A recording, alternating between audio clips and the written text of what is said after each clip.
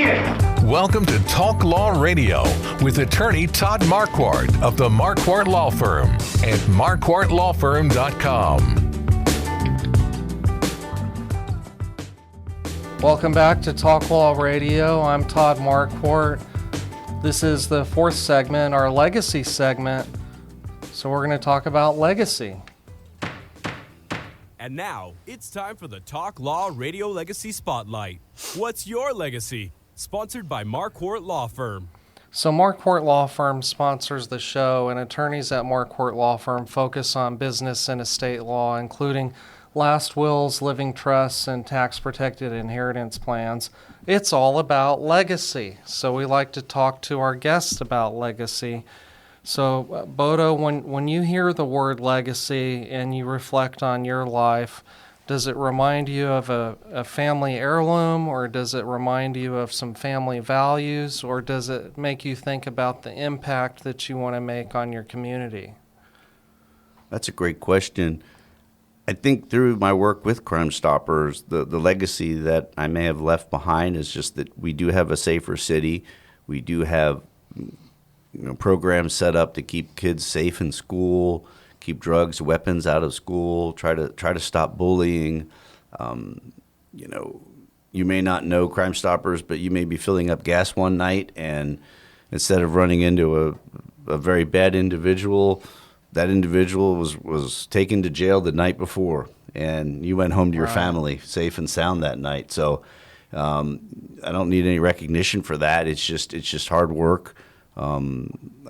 My parents, instilled that in me, being, as far as hard work, working hard for what you want in life. And that's really something I try to live my life through, helping my clients and in this my volunteer work and keeping the city safe and leaving that kind of legacy behind is I think pretty important for me. Yeah, that's awesome. And I can attest, Bodo's not a president who just sits in an air-conditioned office all day, with Crime Stoppers. He is out in the field. He's in the schools. He's at the events. He is talking with media. So he's very, very involved. So, yeah, it's definitely a legacy to leave. Can one of you talk about how the Crime Stoppers interacts with so many different agencies and industries, and you kind of have to bring several things together to make it all work?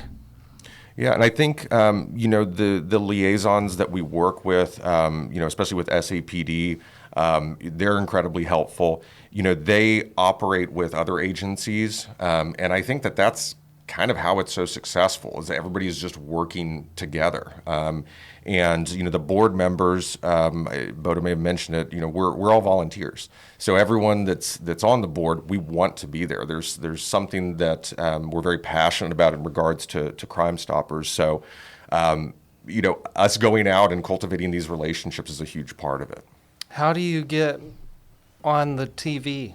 Do you have to buy airtime?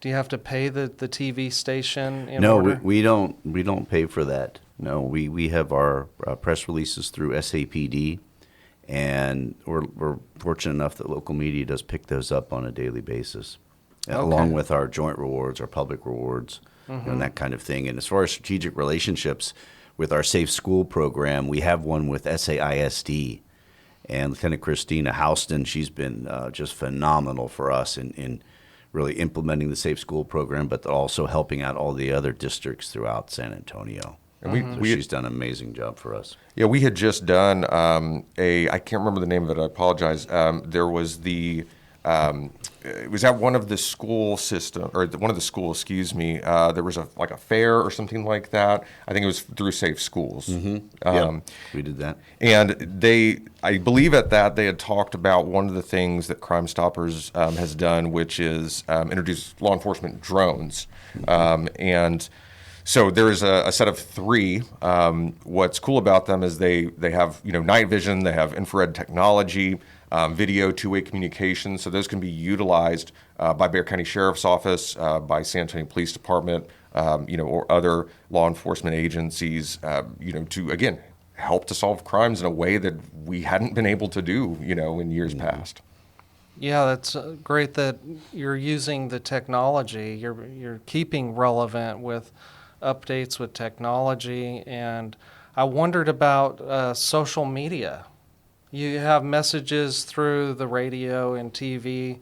Do you do any of your messaging through social media? We try to limit it mainly through our P3 app so that we can keep those tips, coordinated and get those directly to where we need them to go.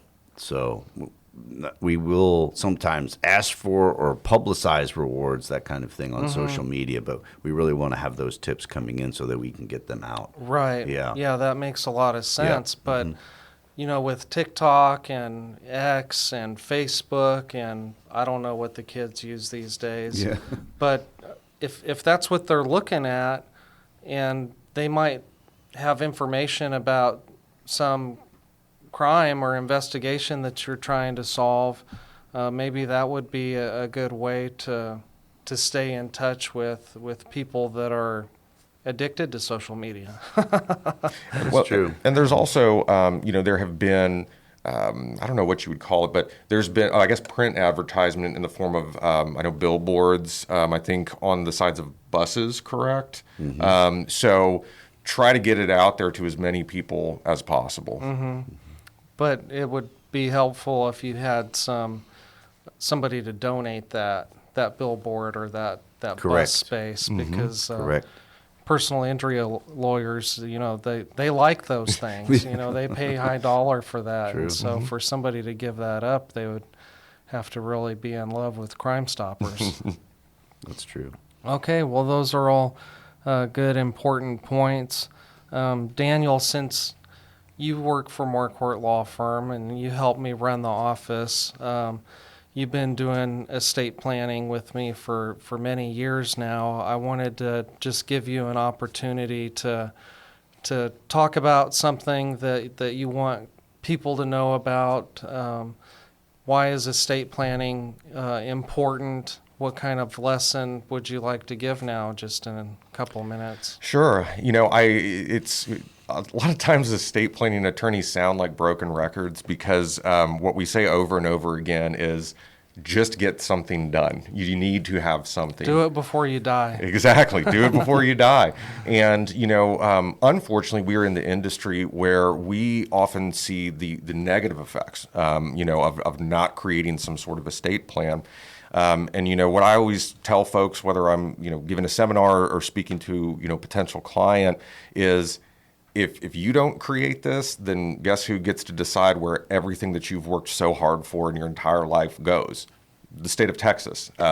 It's statutory. So you have no say over your own belongings unless you get it done. And so I always tell folks, at bare minimum, have a consultation so that you're educated, whether that's with our firm or someone else. But it's something that people often put off. And so I think that the number one first step that's more important than anything is just becoming educated on the topic, so that you can make those decisions, whatever they need be, and not die without any type of plan. Right. And then lose all of that control. Yeah, and leave your family and friends in frustration and grief. And they'll have no sort of game plan as to how to go about getting those assets. So. Bodo, another question that legacy helps remind me of is, what if somebody named Crime Stoppers San Antonio as a beneficiary in their will, trust, or estate plan? Wouldn't that be great? That would be fantastic. Yeah. So it is possible because you are a public charity, tax exempt, I would Correct. imagine, Correct. 501c3. Yep. You have to submit a report to the IRS every year. Every year. And so if somebody wants to make a taxable or a tax exempt donation to you, well, it's at the end of the year. They could even make a donation directly from their IRA, probably as a QCD, without having to realize the income on that. And they could name the organization as a beneficiary. Yeah, and it's funny because I often talk to clients and they'll talk about a charitable organization that they're very passionate about, that have had some sort of significant impact on their life or their family's life. but they say, oh, I got 2 kids. I want it to go 50-50 to the kids. And so, sometimes I'll ask them, what if you just did 1%? 1% of everything that you own to an organization that made, a huge impact on you. And, for these nonprofits, like that can go an incredibly long way. Right. So I think that's something that's important to think about. Well, and I would rather give my money to a charitable organization than give it to the government. I think you're probably a better Right. steward of the resources than bureaucrats in Washington. So I'm a big believer in charitable giving too. Since you're wearing the Texas Longhorn get up there, I was just thinking if somebody asked me what was the legacy of Daniel Palmer, I would say, well, he loved the Texas Longhorns. I don't know if I made it obvious that I'm going to the game after this, but I will be there. Yeah, no, it's a school that is very near and dear to my heart. I get anxious every time I have a consultation in my office and I see that they've gone to Texas A&M because it is just plastered with burnt orange and pictures of Bevo. And the thing that's nice is I got, it's such a fun rivalry that, I tend to connect with my Aggie clients almost more than anybody else. They obviously understand the passion part of it and tradition. Right. So, yeah. Yeah, and we have some Aggie fans at the office too. I went to New Mexico State and Las Cruces. We're the Aggies there too. It's a land grant institution just like Texas A&M. And so I sort of fill that void now that Cassidy was gone. But Cheryl's a big Aggie fan. And now a Texas Tech fan because one of her daughters is going to be going to Texas Tech next year. Yep.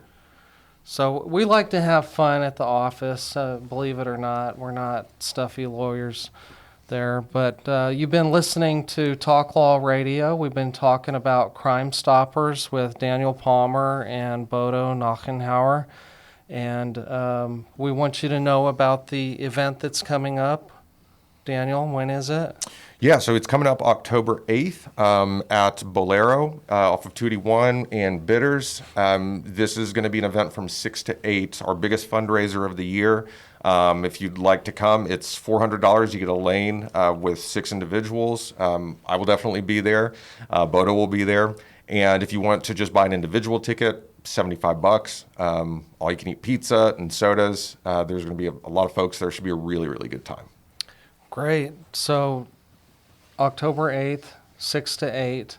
Go to SA Crime Stoppers. Is that the website? SACrimestoppers.com. Okay. Great. Thank you for listening. If you want to post a comment on Facebook, please do so. We're interested in what you think about the show. And you can also email me at host@talklawradio.com, host@talklawradio.com. Thanks for listening. We'll talk to you later. This has been Talk Law Radio with attorney Todd Marquardt, brought to you by the Marquardt Law Firm. You can learn more at marquardtlawfirm.com. And be sure to listen to the full Talk Law Radio show Saturday mornings at 11 on 9:30 a.m. The Answer.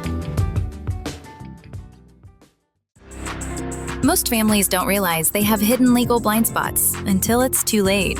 Wills, trusts, Medicaid planning, even protecting a business. These are the kinds of issues attorney Todd Marquardt helps uncover before they become problems. Todd is the host of Talk Law Radio, where each week he guides listeners through the legal challenges families, veterans, and business owners face, while showing them the practical steps to protect what matters most. Catch Talk Law Radio, Saturdays at 11 a.m. on 9:30 a.m. The Answer, 6:30 a.m. The Word, and now in Houston on AM 1070 and 103.3 FM The Answer, or anytime on YouTube. Planning isn't just about documents. It's about peace of mind, security for loved ones, and building a legacy that lasts. Don't wait for a crisis. Do it before you die.